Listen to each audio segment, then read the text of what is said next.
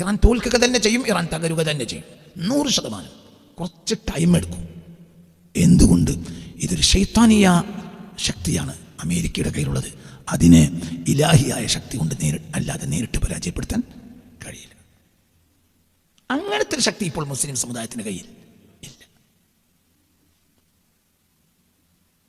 ഒരു വിഭാഗം അവർ ഇപ്പോൾ വഹാബികൾ ഒരു സുന്നി സർക്കാർ ഇന്ന് ലോകത്തില്ല, ഒക്കെ വഹാബി സർക്കാരുകളാണ്. 2 സർക്കാരാണ് ഇന്ന് ലോകത്തുള്ളത്. ഒന്ന് വഹാബി സർക്കാരും ഒന്ന് ഷിയ സർക്കാരും, അത്രയേ ഉള്ളൂ. അല്ലാതെ ഒരു സുന്നി സർക്കാർ എന്ന് പറയുന്നത് സുന്നി സൂഫി സർക്കാർ ലോകത്തെ ഒരു രാജ്യത്തില്ല, ഒരെവിടെയില്ല. അപ്പോൾ ഈ 2 വിഭാഗത്തിൻ്റെ കയ്യിലും ഇലാഹിയായ നുസ്രത്തില്ല. ഒരു ഇലാഹിയായ നുസ്രത്ത് കൊണ്ടല്ലാതെ ഇവരെ നേരിടാനോട്ട് കഴിയൂല. അപ്പോൾ ഇറാൻ ഇതിൽ തകരും എന്ന് ചോദിക്കരുത്, അത് പറയാൻ ഞാനാളല്ല. മുസ്ലിം ലോകത്ത് സംഭവിച്ച ഇറാന്റെ പ്രശ്നമല്ല. ഇപ്പോൾ ഇറാനും അമേരിക്കയും തമ്മിലുള്ള യുദ്ധമല്ലടോ മുസ്ലിം ലോകത്ത് സംഭവിച്ച ഏറ്റവും പ്രധാനപ്പെട്ട പ്രശ്നങ്ങൾ. 2 പ്രശ്നങ്ങളാണ്. ഒന്ന് ജെറൂസലേം യൂറോപ്പ് കൈവശപ്പെടുത്തി എന്നതാണ്. അത് 1099.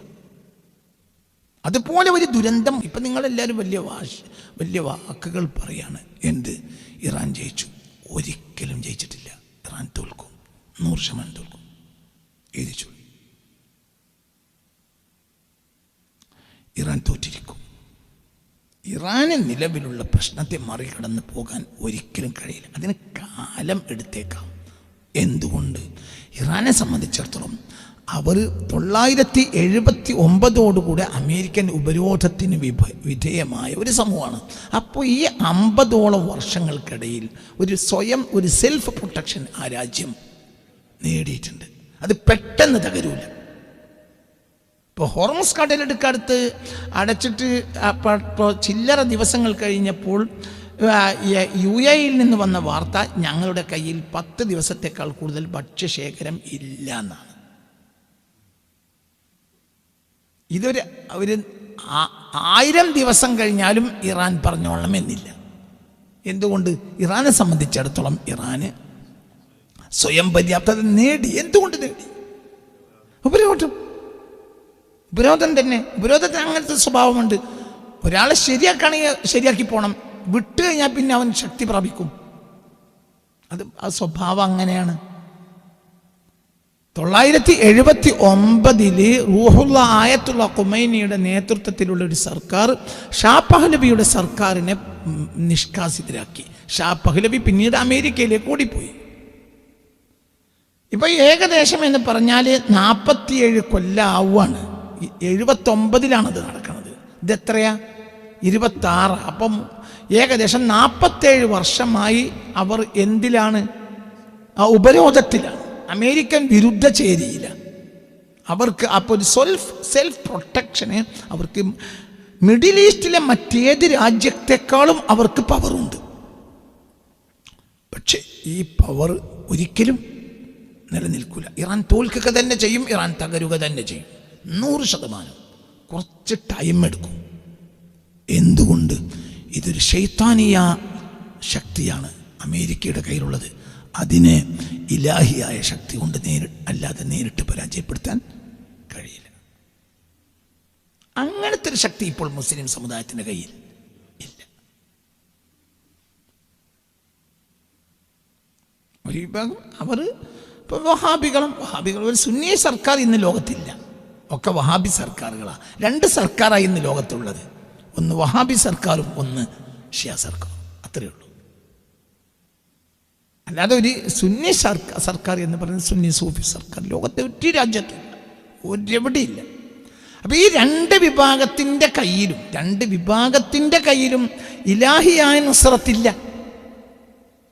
ഒരു ഇലാഹിയായ നുസ്രത്ത് കൊണ്ടല്ലാതെ ഇവരെ നേരിടാനോട്ട് കഴിയൂല. അപ്പോൾ ഇറാൻ ഇതിൽ തകരും എന്ന് ചോദിക്കരുത്, അത് പറയാൻ ഞാനാളല്ല. ഇറാൻ ഇതിൽ തകരും. അപ്പം നിങ്ങളൊക്കെ എന്ത് ചെയ്യും? നിങ്ങൾ ജയിച്ചോരെ പാർട്ടിക്ക് സിന്ദാബാദ് വിളിക്കുന്ന പുതിയ യൂത്തെ നിങ്ങൾ എന്ത് ചെയ്യും? അപ്പം നിങ്ങളെ അത് അങ്ങനെയല്ല, അത് ഇങ്ങനെയല്ല, അത് ഓർമസ് കൂടലൊക്കെ അങ്ങനെയല്ല, അത് വഴിതിരിച്ച് ഒരു കനാലുണ്ടാക്കിയിട്ട് ഇപ്പുറത്ത് കൂടെ വിട്ടിരുന്നെങ്കിൽ നന്നായിരുന്നു, അങ്ങനെയല്ല എന്ന് പറയും. എനിക്കിത് പറയാൻ കഴിയുന്നത് ഞാൻ ചാനലുകൾ കാണുന്നില്ല എന്നതുകൊണ്ടാണ്. കേരളത്തിൽ 24 മണിക്കൂർ തുറന്നു വെച്ച 13 ന്യൂസ് ചാനലുകളുണ്ട്. ഞാൻ ഒരു ചാനലും കാണില്ല. പിന്നെ 300ഓളം ഓൺലൈൻ ചാനലുകളും കേരളത്തിലുണ്ട്. ഇതിൽ എല്ലാം ഉപയോഗപ്പെടുത്തുന്ന ഒരു നിർഭാഗ്യ കഥാപാത്രത്തിൻ്റെ പേരാണ് മലബാറി മാപ്പിള. മലബാറി മാപ്പിള ഒരു നിർഭാഗ്യ കഥാപാത്രമാണ്. കാരണം അയാൾക്ക് ഇതൊക്കെ നോക്കണം. എന്ത് മനസ്സിലായില്ല? 13 ന്യൂസ് ചാനൽ അയാൾക്ക് കാണണം. പിന്നെ ചെറുതും വലുതുമായ 300ഓളം ഓൺലൈൻ ചാനലുകളുണ്ട്. അതും മലബാരി മാപ്പിളക്ക് കാണണം. അപ്പൊ എല്ലാം കൂടി ആയിട്ട്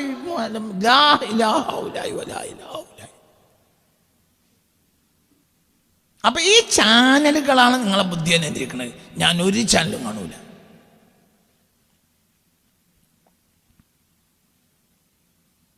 ഞാൻ ഒരു ചാനൽ ഒരാൾ പറഞ്ഞിട്ടല്ലാതെ വേൾഡ് ഒരു വിവരം ഞാൻ അറിയില്ല. എന്തുകൊണ്ട്? ഞാൻ നിയത്താക്കിയതാണ് അറിയരുത്. ഈ ലോകത്ത് എന്ത് നടക്കുന്നെങ്കിലും ഒരാൾ എന്നോട് പറയണം ഇങ്ങനെ നടന്നിട്ടുണ്ട് എന്ന്. അപ്പോഴേ ഞാൻ പ്രതികരിക്കൂ. ഞാൻ നോക്കൂല. എന്തുകൊണ്ട്? ഒന്ന് നോക്കിയാൽ ഇപ്പോൾ ഒരു പത്രം, ഞാൻ പത്രം വായിക്കൂല. എന്തുകൊണ്ട്? എല്ലാ പത്രങ്ങളും അസത്യമാണ്. എല്ലാ പത്രങ്ങളും അസത്യമാണ്. സത്യമായ ഒരു പത്രം ഈ ലോകത്തില്ല. ആകെ സത്യം ചരമകോളം മാത്രമാണ്. ചരമകോളം സത്യമാണ്.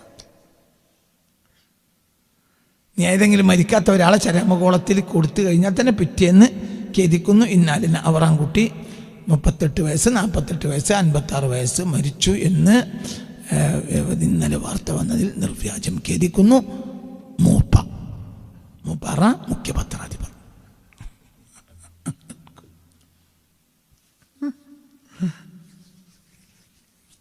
ഞാൻ പത്രം വായിക്കാനില്ല. അതുകൊണ്ട് എൻ്റെ ബുദ്ധി എൻ്റെ കയ്യിലുണ്ട്. ഞാൻ ചാനൽ കാണില്ല. അതുകൊണ്ട് എൻ്റെ ബുദ്ധി എൻ്റെ കയ്യിലുണ്ട്. രാവും പകലും തുറന്നു വെച്ച 13ഓളം TV ചാനലുകൾ, ചെറുതും വലുതുമായ 300ഓളം ഓൺലൈൻ ചാനലുകൾ. ഇതാണ് ഇന്ന് മലബാരി മാപ്പിളയെ നിയന്ത്രിക്കുന്നത്. മലബാരി മാപ്പിളക്ക് വേറെ ഒരു പണിയില്ല. എന്താ പണിയുള്ളത്? ശരാശരി ഒരു കേരളീയൻ 150 തവണയെങ്കിലും ഒരു ദിവസം സോഷ്യൽ മീഡിയ തുറക്കുമെന്നാണ് കണക്ക്. എന്താ പറഞ്ഞു?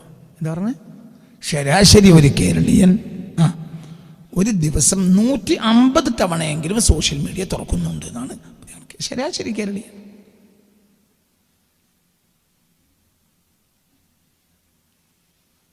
അപ്പൊ എന്താ പ്രശ്നം? ഭയങ്കര പ്രശ്നമാണ്. ഇതൊക്കെ ഒന്ന് നോക്കും. അപ്പൊ അവനെ നിയന്ത്രിക്കുന്നത് അവനല്ല. ഇങ്ങനെയുള്ളൊരു സമൂഹത്തിന് വലിയ പ്രശ്നം വരും. ഈ ഒരു സമൂഹം അതിവൈകാരിക സമൂഹമായിരിക്കും. മുസ്ലിങ്ങൾ ഇന്ന് അതിവൈകാരിക സമൂഹമാണ്. മുസ്ലിങ്ങളെപ്പോലെ അതിവൈകാരികമായ ഒരു സമുദായം വേറെയില്ല. ഇതേക്കുറിച്ച് പണ്ഡിതന്മാർക്ക് യാതൊരു ബോധവും ഇല്ല. കാരണം ഈ അതിവൈകാരികക്ക് ആരും അടിമപ്പെട്ടു പോയിട്ടുണ്ട്. പണ്ഡിതമെന്ന് പറയപ്പെടുന്നവർ അവർ പണ്ഡിതന്മാരല്ലെങ്കിൽ പോലും അന്തണ്ടായാലല്ലേ പണ്ഡിതനാകൂ. അള്ളാഹുവിന്റെ തൗഫീഖിനല്ല അന്തവല കുന്ത, അവർക്ക് അന്തവില്ല കുന്തമില്ല. പക്ഷെ ജനമധ്യത്തിൽ അവർ പണ്ഡിതന്മാരെന്ന് പറയും തലയെ കെട്ടി 25 മീറ്റർ തലയിട്ട് നടക്കുകയാണ്. അന്തലഹും വല കുന്തലഹും, അവർക്ക് അന്തമില്ല കുന്തമില്ല. ഇത് നിയന്ത്രിക്കാൻ കഴിയില്ലേ? ഒരു സമൂഹം അതിവൈകാരിക സമൂഹമായി ടേൺ ചെയ്യപ്പെട്ടു. ഇന്ന് ലോകത്ത് അതിവൈകാരിക സമൂഹം മുസ്ലിങ്ങളാണ്. സത്യത്തിൽ മുസ്ലിങ്ങൾ അങ്ങനെ പാടില്ല. എന്തുകൊണ്ട്? മുസ്ലിങ്ങൾ റുഷ്ദുള്ള ജനതയാണ്. വലഖദ് ആതൈനാ ഇബ്രാഹിമ റുഷ്ദഹു മിൻ ഖബൽ. ഒരു ജനതക്ക് ആദ്യം വേണ്ടത്, ഒരാൾക്ക് മതം ലഭിച്ചാൽ ആദ്യം അയാൾക്ക് ലഭിക്കുക റുഷ്ദാണ്, വിവേകം. അത് ഇല്ല മുസ്ലിങ്ങൾക്ക്. ഇന്ന് വിവേകം ഇല്ല. ഒരിക്കലും മുസ്ലിങ്ങൾക്ക് വിവേകമില്ല.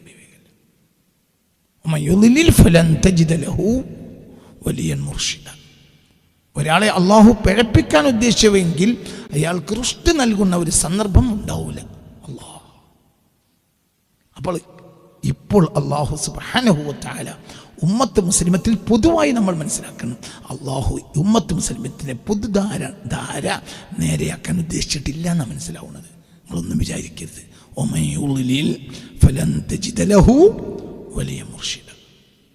ഒരാൾക്ക് ദീൻ ഉണ്ടാകുക എന്ന് പറഞ്ഞാൽ നിസ്കാരം ഉണ്ടാകലില്ല. നിസ്കാരം ദീനിൽപ്പെട്ട ഒരു പാർട്ടാണ്. അതൊരു ആക്റ്റും ആവും. അതിന് ആഴമില്ലെങ്കിൽ അത് ആക്റ്റാണ്. ആഴമുണ്ടെങ്കിൽ ഈ ആഴുണ്ടെങ്കിൽ ഉണ്ടാവണമെങ്കിൽ ഇവൻ ആദ്യം എന്ത് വേണം? റുഷ്ദ് വേണം. റുഷ്ദില്ല. അതിവൈകാരിക സമൂഹത്തിന് ഒരിക്കലും റുഷ്ദ് ഉണ്ടാവില്ല. അതിവൈകാരിക സമൂഹത്തിന് മുസ്ലിങ്ങൾ അടുത്ത കാലത്തായി അതിവൈകാരികവൽക്കരിക്കപ്പെട്ടു. ഇത്രയേറെ പൊതുജനം എന്താ പറയാ, ഒരു പൊളിറ്റിക്കലൈസ്ഡ് ചെയ്യപ്പെട്ട ഒരു കാലം ലോക ചരിത്രത്തിൽ ഒരു കാലത്തും ഉണ്ടാവില്ല. പൊതുജനം രാഷ്ട്രീയവൽക്കരിക്കപ്പെട്ടിരിക്കുക. ഇപ്പം പഴയ കാലത്ത് രാഷ്ട്രീയമല്ലേ ഉണ്ട്, അത് രാജാവിനെയും രാജാവിൻ്റെ ചുറ്റിപ്പറ്റിയതിനെയും ബന്ധപ്പെടുന്ന കാര്യമാണ്. കൃഷിക്കാർ അങ്ങനെ വേറെ നമ്മുടെ രാജാവിനെ കൊന്നൂത്രേ, ഇപ്പം വേറെ ഏതോ രാജാവാണത്രേ, പിന്നെയും ആറ് നടും. മനസ്സിലായില്ല?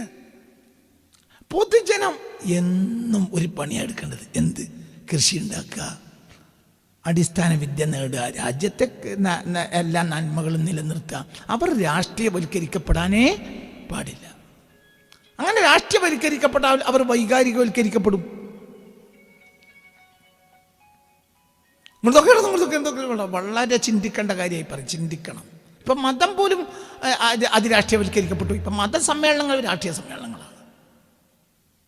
ദുആ സമ്മേളനങ്ങൾ പോലും രാഷ്ട്രീയ സമ്മേളനങ്ങളാണ്. കാരണം അതിൻ്റെ ലാഭം, അതിൻ്റെ താല്പര്യം രാഷ്ട്രീയമായിരിക്കും.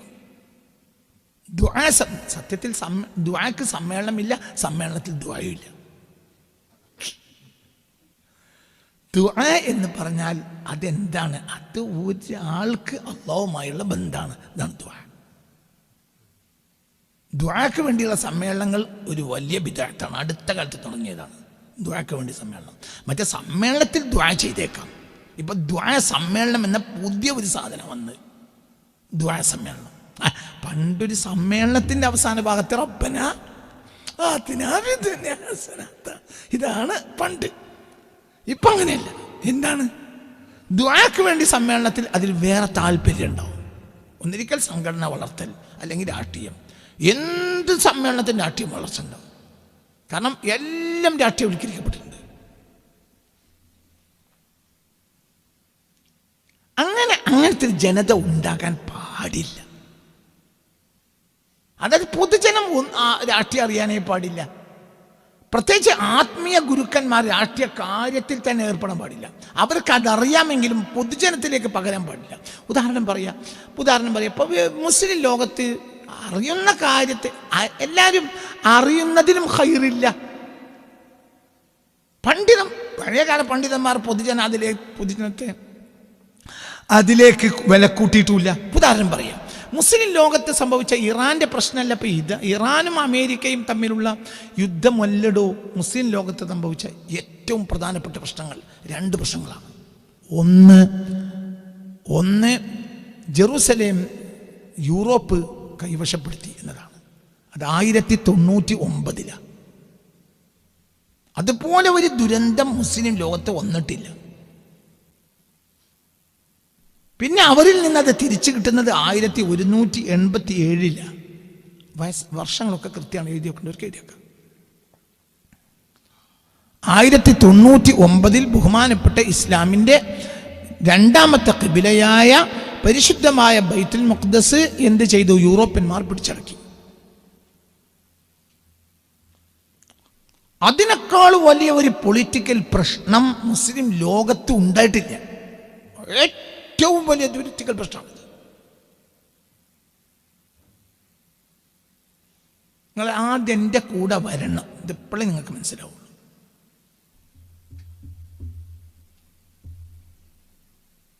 മനസ്സിലാവേണ്ടത് വളരെ ചിന്തിക്കണം, തല കൊടുത്ത് ചിന്തിക്കണം.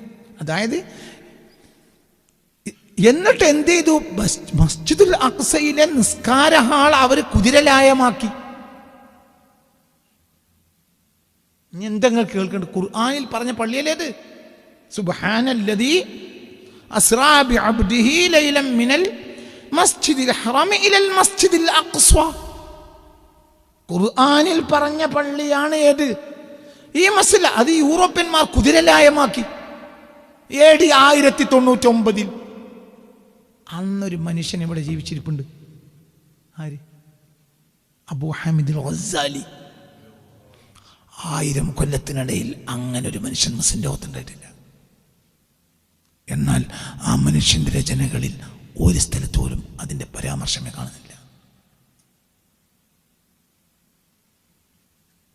ഭയങ്കര നിങ്ങൾ സ്ട്രൈക്ക് ചെയ്യുന്നില്ലേ? മുസ്ലിം ലോകത്തിന്റെ 2ാം സഹസ്രാബ്ദത്തിന്റെ പരിഷ്കർത്താവാണ് ആര്? ഇമാം ഗസാലി. ഈ മനുഷ്യൻ ജനിക്കുന്നത് 1058, മരിക്കുന്നത് 1111. എത്രയാണ് ജനിക്കുന്നത്? 1058 ജനിച്ചിട്ട് 1111 ഇമാം ഗസാലിയുടെ മരണം. അതായത് 1099 ജെറൂസലേം പിടിച്ചടക്കിയിട്ട് മസ്ജിദുൽ അഖ്സ കുതിരലായമാക്കി. അവിടുത്തെ പരിശുദ്ധ ദീനിന്റെ തൗഹീദിന്റെ മുഴുവനും സ്തംഭങ്ങളെയും അടിച്ച് നശിപ്പിച്ച് തകർത്ത് തരിപ്പണമാക്കി അത് യൂറോപ്യനൈസേഷൻ അവിടെ സമ്പൂർണ്ണമായി നടപ്പിലാക്കി തൗഹീദിന്റെയും ദീനിന്റെയും സ്വഹാബത്ത് സ്ഥാപിച്ച, അല്ലെങ്കിൽ മഹാനായ സയ്യിദുനാ ആദം അലൈഹിസ്സലാത്തു വസ്സലാമിന്റെ കാലം മുതലേ തൗഹീദിൽ നിലനിൽക്കുന്ന ആ അടിസ്ഥാന ഭവനങ്ങളെ അശുദ്ധമാക്കുന്നത് 1099. അന്ന് ജീവിച്ചിരിക്കുന്ന പണ്ഡിതനാണ് ആര്? ഇമാം ഗസാലി. എന്നിട്ട് ഗസാലി രചനകളിൽ എവിടെയെങ്കിലും ഇതിനെക്കുറിച്ച് പരാമർശമില്ല.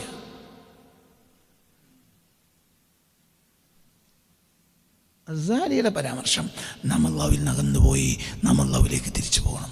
ഇതാണ് പണ്ഡിതധർമ്മം. സത്യത്തിൽ എന്താണ് അതിൻ്റെ അർത്ഥം? എന്തുകൊണ്ടാണ് ഈ ഒരു അദാബ് നമുക്ക് സംഭവിച്ചത്?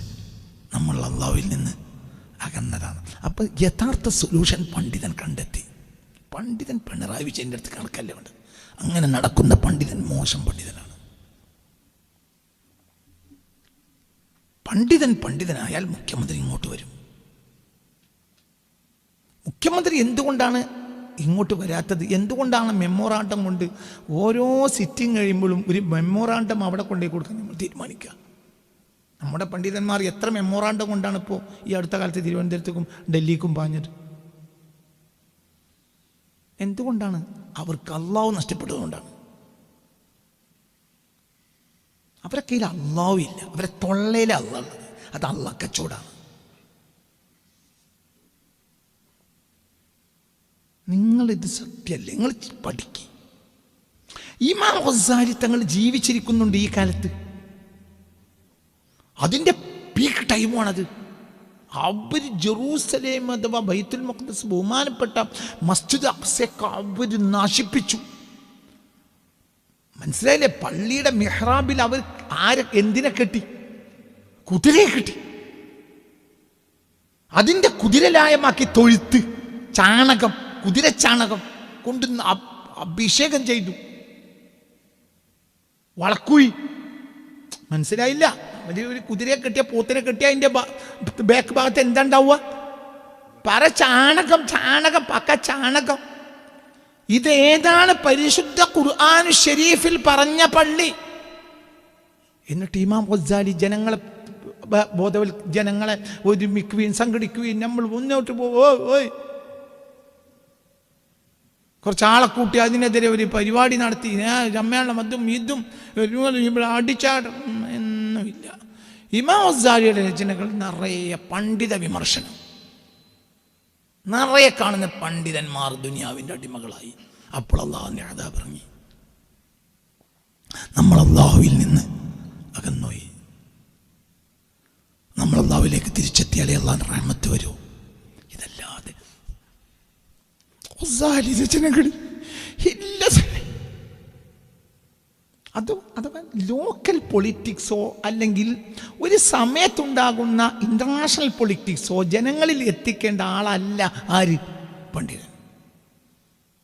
പണ്ഡിതൻ അല്ലാഹുവിൽ നിന്ന് ജനങ്ങൾ അകന്നതിൻ്റെ ശിക്ഷയാണ് എന്ന് മനസ്സിലാക്കേണ്ട ആദ്യത്തെ ആളാണ്. അപ്പോൾ ജനങ്ങളെ തിരിച്ചെത്തിക്കേണ്ടത് ആരിലേക്കാണ്? അള്ളാഹുവിലേക്ക്. ബാക്കിയൊക്കെ കൃത്യമായി നടന്നു. അത് നടക്കും ചെയ്തു. അതങ്ങനെ തന്നെ നടന്നു. എങ്ങനെ നടന്നു? ഈ ഇമാം ഗസാലിയുടെ ശിഷ്യന്റെ ശിഷ്യനാണ് ആര്? 37 ജനിക്കുന്ന ആര്? സുൽത്താൻ സലാഹുദ്ദീൻ. AD 1137 സുൽത്താൻ സലാഹുദ്ദീൻ ജന്മം. ഓർ 38, 37 ആയിരിക്കും, 38 തോന്നുന്നു, 37 ഓർ 38 സുൽത്താൻ സലാഹുദ്ദീൻ. ഒന്ന് നോക്കി മാഷേ അതിൻ്റെ ഡേറ്റ് ഓഫ് ബർത്ത്. ഈ ഇമാം ഗസാലിയുടെ ശിഷ്യന്റെ ശിഷ്യനാണ് ആര്? സുൽത്താൻ സലാഹുദ്ദീൻ. സുൽത്താൻ സലാഹുദ്ദീൻ കൃത്യമായ കാര്യത്തിന്റെ അപ്രോച്ച് കൃത്യമാക്കി. ഈ സുൽത്താൻ സലാഹുദ്ദീന്റെ പിന്നിൽ പിടിച്ചു നിൽക്കാൻ യൂറോപ്യർക്ക് കഴിഞ്ഞില്ല. അത് സുൽത്താൻ സലാഹുദ്ദീന്റെ ബാധ്യതയാണ്, പണ്ഡിതന്റെ ബാധ്യതയല്ല. അതെ, 37 അല്ലെങ്കിൽ 38, രണ്ടാലൊന്നാണ്. മനസ്സിലാവുണ്ട്? 93 ഓർ 92 എന്നെ ഓർമ്മ. 1192 മരണം. 1137 അല്ലെങ്കിൽ 38 ജനിച്ചു. ഇവർ ഈ പരിശുദ്ധമായ ഖുദ്സിനെ മോചിപ്പിച്ചു 1187, 1187 മോചിപ്പിച്ചു. 1187 ബൈത്തുൽ മഖ്ദിസ് മോചിപ്പിച്ചു. ആര്? സുൽത്താൻ സലാഹുദ്ദീൻ. സുൽത്താൻ സലാഹുദ്ദീൻ സുൽത്താനാണ്, പണ്ഡിതനല്ല. പണ്ഡിതന്റെ ബാധ്യത രാഷ്ട്രീയക്കാർക്ക് ആളുണ്ടാക്കി കൊടുക്കലല്ല. പണ്ഡിതന്റെ ബാധ്യത ജനങ്ങൾ ആരിലേക്ക്? അള്ളാഹുവിലേക്ക് എത്തിയ ആര്? സുൽത്താൻ സലാഹുദ്ദീൻ. അദ്ദേഹം തുണിത്തെണ്ടുകളിൽ താമസിക്കുകയും പകൽ മുഴുവൻ നോമ്പ് നോക്കുകയും രാത്രി മുഴുവൻ പൊട്ടി കരയുകയും അള്ളാഹ് എന്ന് പറയും. ആ മനുഷ്യൻ അള്ളാഹ് വിജയം കൊടുത്തു. അത് ആരുടെ ഇൻഫ്ലുവൻസ് ആണ്? അത് ഇമാം ഗസാലിയുടെ. ഒരു സമൂഹത്തിന്റെ രാഷ്ട്രീയവൽക്കരണത്തിന് പണ്ഡിതന്മാർ കൂട്ടു നിൽക്കാൻ പാടില്ല. രാഷ്ട്രീയത്തിന് ഒരിക്കലും സ്ഥിരത ഉണ്ടാവില്ല. രാഷ്ട്രീയം ഏത് ജന്നാത്തുൽ ഫിർദൗസ് എന്നൊരു സംഘടനക്ക് പേരിട്ടാലും അത് ദുന്യാവായിരിക്കും എൻ്റെ പിന്നിൽ. നമുക്ക് പുതിയ പേരൊന്നും അല്ലാതെ ഇനി പുതിയ പേരുണ്ടായി കളി. പേരൊന്നും പോരാത്തോണ്ട് പറയേ ജന്നാത്തുൽ ഫിർദൗസ് പാർട്ടി അങ്ങനെ പേരിട്ടാൽ ലക്ഷ്യം ദുന്യാവായിരിക്കും. ഓനെ ജന്നാത്തുൽ ഫിർദൗസ് തിരുവനന്തപുരത്താണ്. അതിൻ്റെതായ അനിവാര്യ അതൊരു ആവശ്യം കക്കൂസ് ആവശ്യമല്ലേ? കക്കൂസിലാക്കാൻ പറ്റും, ആവശ്യം തന്നെ. പക്ഷെ പണ്ഡിതൻ അതിൻ്റെ ആളാകരുത്. അതിന് ആളെക്കയറ്റലും ആളിറക്കലും അല്ല പണ്ഡിത ബാധ്യത. ഒരു ആവശ്യ സന്ദർഭത്തിൽ ഒരു ആവശ്യം പറയുന്നതിൽ തെറ്റുമില്ല, അതുമില്ല. ഈ കഴിഞ്ഞ ദിവസം തെരഞ്ഞെടുപ്പിൻ്റെ കാലത്ത് രാഷ്ട്രീയക്കാരെ വിമർശിക്കുകയില്ല. എന്തുകൊണ്ടൊരു വോട്ട് അവർക്ക് കുറയരുത്, അതിവിടെ ആവശ്യം തന്നെയാണ്. എന്നാൽ അവർ നിർത്തിയ സ്ഥാനാർത്ഥികളൊക്കെ നല്ലവരാണ്. കേരളത്താൻ ബഡ്കൂസുകൾ വരെ ആ സ്ഥാനാർത്ഥികളെ കൊടുത്തിട്ടുണ്ട്. ആ ബഡ്കൂസുകൾ ജയിക്കാനും പോകുന്നുണ്ട്, അത് വേറെ വിഷയം. മുസ്ലിം രാഷ്ട്രീയ പാർട്ടി നിർത്തിയ സ്ഥാനാർത്ഥികളൊക്കെ 100% പെർഫെക്റ്റ് ആണെന്ന് ഞാൻ അഭിപ്രായമല്ല. 10% പെർഫെക്റ്റ് അല്ലാത്ത ബഡ്കൂസുകൾ വരെ MLA ആയി ജയിക്കാനുള്ള സാധ്യതകൾ ഈ കൊല്ലമുണ്ട്. പക്ഷെ ഞാൻ അവരൊന്നും വിമർശിച്ചില്ല. എന്തുകൊണ്ട്? പൊതുവായ മുസ്ലിം സമൂഹ ശരീരത്തിന് അതിൻ്റെ പേരിൽ നഷ്ടമുണ്ടാകാൻ പാടില്ല. വിമർശനം അപ്പോൾ പാടില്ല. വിമർശനം ഇനിയും ഉണ്ടാകാം, മുമ്പുണ്ടായിട്ടുമുണ്ട്. ഞാൻ പറഞ്ഞോർത്തുനിന്ന് മാറിയിട്ടുമില്ല. ഞാൻ മാറും നിങ്ങൾ വിചാരിക്കുക വേണ്ട, ഞാൻ അവിടെ തന്നെയുള്ളത്. അള്ളാഹു എന്ന ചിന്ത മനുഷ്യന്മാർക്കില്ലാതെ മനുഷ്യൻ ദുനിയാവിൻ്റെ പിന്നെ അതൊന്നും നമ്മുടെ ബാധ്യതയല്ല. ഈ അതിവൈകാരികതയിലൂടെയാണ് ഇപ്പം മുസ്ലിം മുത്ത് കടന്നു പോകുന്നത്. ഇനി ഞാൻ വേറെ ഉദാഹരണം കൂടി പറയാം. അതേസമയത്ത് അവരുടെ ഒരു രചനയിലും ആ കാര്യേ കാണുന്നില്ല. അവർ ഇത് ഒരു പ്രതിഫലനമായിട്ടാണ് കാണുന്നത്. എന്തിന്? അള്ളാഹുവിൽ നിന്ന് ജനങ്ങൾ അകന്നു പോയതിൻ്റെ ഒരു ബൈ പ്രൊഡക്റ്റ് ആയിട്ടാണ് എന്ത്? ബൈത്തുൽ മുഖദ്ദസ് നഷ്ടപ്പെട്ടു പോയത്. അപ്പം മനുഷ്യർ തിരിച്ചടിക്കേണ്ടത് യൂറോപ്പിനെതിരെ അല്ല, അള്ളാഹുവിലേക്ക് അടുക്കാൻ വേണ്ടി. അള്ളാഹുവിലേക്ക് ഉമ്മത്ത് തിരിച്ചെത്തിക്കഴിഞ്ഞാൽ ബാക്കിയുള്ള കാര്യങ്ങൾ കൃത്യമായി നടക്കും. അതിന് പറ്റിയ ആളപ്പണ്ടാവും. അത് ഗസാലി ഉണ്ടാക്കേണ്ട ആവശ്യമില്ല. ഗസാലി നാം അള്ളാഹുവിന് അകന്നുപോയി